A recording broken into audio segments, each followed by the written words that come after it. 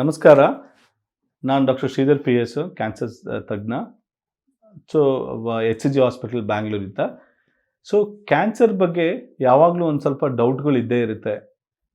ಎಷ್ಟೊಂದು ಜನ ಪೇಷಂಟ್ಸ್ ಏನಪ್ಪ ಅಂದರೆ ಕ್ಯಾನ್ಸರ್ ಬಂದಾದಮೇಲೆ ನಮ್ಗೆ ಏನು ಹೇಳಿದ್ರು ಗೊತ್ತಾಗಲಿಲ್ಲ ಸರ್, ಎಲ್ಲ ಒಂದು ಬೇಗ ಬೇಗ ಆಗಿಬಿಡ್ತು, ಆಪ್ರೇಷನ್ ಮಾಡಿಸ್ಬೋದು ಅಂತ ಇದ್ವೋ ಮಾಡಿಸ್ಬಾರ್ದು ಅಂತ ಇದ್ವೋ ಏನು ಅಂತ ಗೊತ್ತಾಗಲಿಲ್ಲ ಅಂತ ಒಂದೊಂದು ಯಾವಾಗಲೂ ಡೌಟ್ ಇರುತ್ತೆ.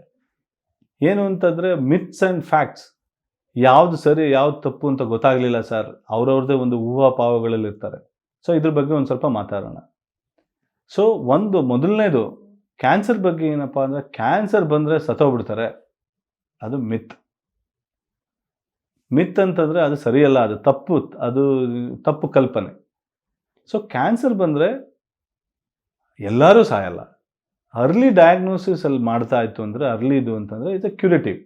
ಸೊ ಇದರಿಂದ ಕ್ಯಾನ್ಸರಿಂದ ಸಾಯಂಗಿಲ್ಲ, ಯಾವನು ಶಾಶ್ವತ ಅಲ್ಲ. ಸೊ ಕ್ಯಾನ್ಸರಿಂದ ಸಾಯಬಾರ್ದು ಅನ್ನೋದು ನಮ್ಮ ಉದ್ದೇಶ. So early detection of cancer up to stage 1 stage 2 we are having a wonderful medicines. ಅದು ಕ್ಯಾನ್ಸರ್ ಕ್ಯೂರ್ ಆಗೋ ಚಾನ್ಸಸ್ ಇರುತ್ತೆ. ಸ್ಟೇಜ್ 3 ಸ್ಟೇಜ್ 4 ಮೊದಲು ಏನು ಅಂದ್ಕೊಂಡಿದ್ವಿ 10 ವರ್ಷ 20 ವರ್ಷದಿಂದ, ಈಗಲೂ ಆಲ್ಮೋಸ್ಟ್ 50 to 60% ಟ್ರೀಟ್ಮೆಂಟ್ ಚೆನ್ನಾಗಾಗಿದೆ. ಒಂದು ಕ್ವಾಲಿಟಿ ಆಫ್ ಲೈಫ್ ಚೆನ್ನಾಗಿರುತ್ತೆ, ಎಕ್ಸ್ಟೆನ್ಸಿಬಿಲಿಟಿ ಆಫ್ ಲೈಫು ಚೆನ್ನಾಗಿರುತ್ತೆ.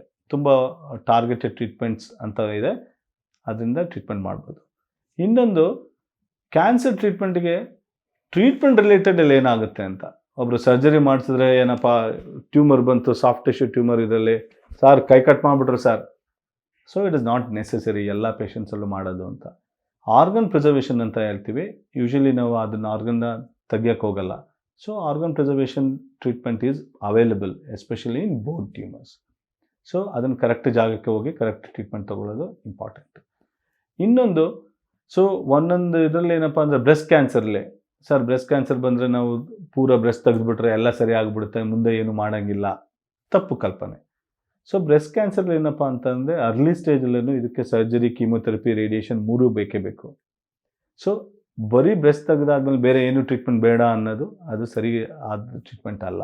ಸೊ 3 ಟ್ರೀಟ್ಮೆಂಟು ಬೇಕಾಗುತ್ತೆ.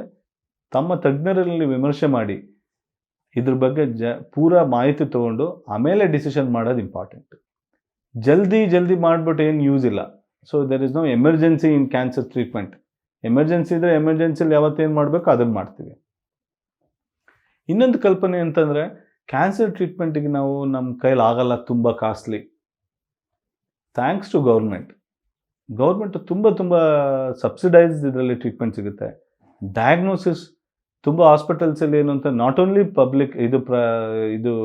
ಪಬ್ಲಿಕ್ ಹಾಸ್ಪಿಟಲ್ಸಲ್ಲೆಲ್ಲ, ಪ್ರೈವೇಟ್ ಹಾಸ್ಪಿಟಲ್ಸಲ್ಲೂ ಎಸ್ಪೆಷಲಿ ಫಾರ್ ಕ್ಯಾನ್ಸರ್ ಡಯಾಗ್ನೋಸಿಸ್ ಬಗ್ಗೆ ತುಂಬ ಸಬ್ಸಿಡೈಸ್ಡ್ ಟ್ರೀಟ್ಮೆಂಟ್ ಸಿಗುತ್ತೆ. ಕರೆಕ್ಟ್ ಹೋಗಿ ಟ್ರೀಟ್ಮೆಂಟ್ ಡಯಾಗ್ನೋಸಿಸ್ ಮಾಡಿ ಟ್ರೀಟ್ಮೆಂಟ್ ತೊಗೊಬೇಕು. Then there are schemes, government schemes. Cancer treatments are expensive, no doubt about that, but like response ಅದೇ ಥರ ಇರುತ್ತೆ. The simple example of robotic surgery ಅಂತ ಇದೆ. ಸರ್ಜರಿ ಇಲ್ಲದೇ ಇದು ಓಪನ್ ಸರ್ಜರೀಸ್ಗೆಲ್ಲ ಟ್ರೀಟ್ಮೆಂಟ್ ರಿಲೇಟೆಡ್ ಕಾಂಪ್ಲಿಕೇಶನ್ಸ್ ಜಾಸ್ತಿ ಆಗ್ತಾಯಿತ್ತು. ರೊಬೋಟಿಕ್ ಸರ್ಜರಿಯಿಂದ ವೆರಿ ಫೋಕಸ್ಡ್ ಟ್ರೀಟ್ಮೆಂಟ್ ಇರುತ್ತೆ. ಸೊ ಅದರಿಂದ ಔಟ್ಕಮ್ಸ್ ಆರ್ ಬೆಟರ್, ಕಾಂಪ್ಲಿಕೇಶನ್ಸ್ ಕಮ್ಮಿ ಇರುತ್ತೆ, and quality of life better ಇರುತ್ತೆ.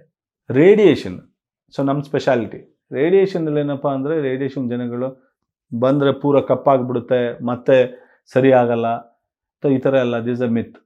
ಬಾಯಲೆಲ್ಲ ಉಣ್ಣಾಗ್ಬಿಟ್ಟು ಮುಂದೆ ಏನು ಮಾಡೋಕ್ಕಾಗಲ್ಲ, ಆ ಥರ ಎಲ್ಲ ತಪ್ಪು ಕಲ್ಪನೆ.